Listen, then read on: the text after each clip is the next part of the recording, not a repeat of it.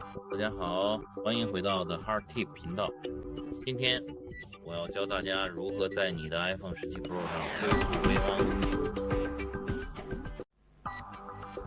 但首先，我们需要先打开备忘录应用。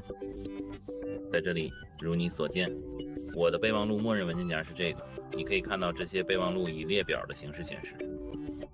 但是，要恢复我们的备忘录，我们需要返回到文件夹页面。点击最近删除，点击你的备忘录，这就是你的备忘录。点击编辑，选择你的备忘录，然后你可以点击移动。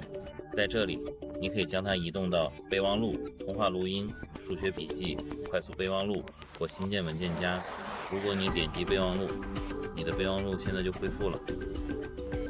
如你所见，在今天的备忘录中，你的备忘录已经恢复了，就是这样。